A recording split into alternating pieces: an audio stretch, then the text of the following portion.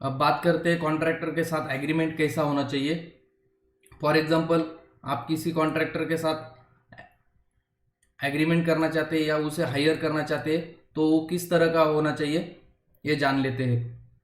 सबसे पहले वो जो कोई कॉन्ट्रैक्टर हो आपके पास आया होगा उसके सब डिटेल्स आपके पास होना जरूरी है।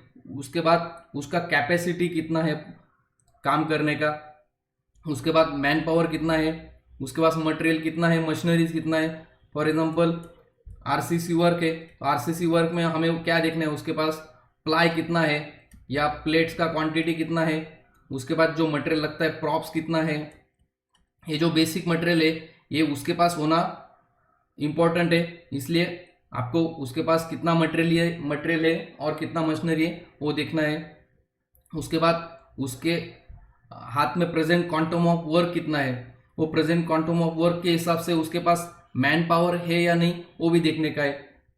नहीं तो उसके पास अभी करंटली 3 प्रोजेक्ट चालू है फॉर एग्जांपल, और उसके पास मैन पावर कम है, 100 मैन पावर है, तो आप उसे और एक प्रोजेक्ट देना चाहते तो उतने 100 मैन पावर में होने वाला है क्या नहीं होने वाला है वो आपके हिसाब से वो देख लेना है।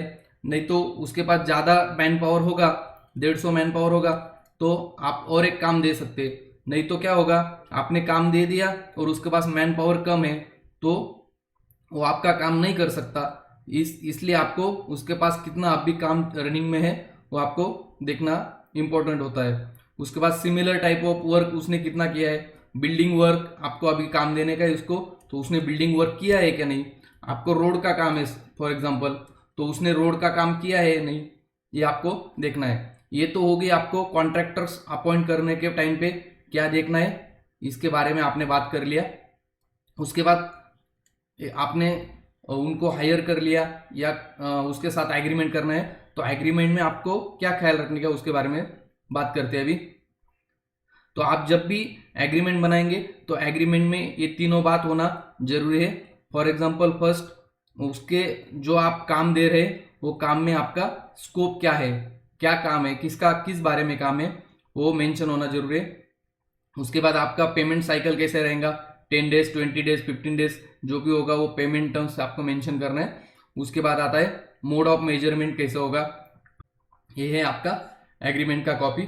यहाँ पे आएगा उसका नाम, उसके बाद ये टाइप ऑफ वर्क, ये प्रोजेक्ट का नाम, ये estimated cost of the project.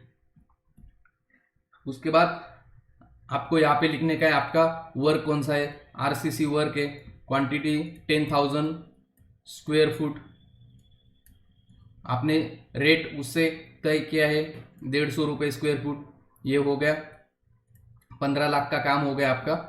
तो यहाँ पे आएगा आपका टोटल अमाउंट। उसके बाद आपको यहाँ पे लिखने का है टर्म्स एंड कंडीशन। ये टर्म्स एंड कंडीशन आपके वर्क ऑर्डर में होना इंपॉर्टेंट है।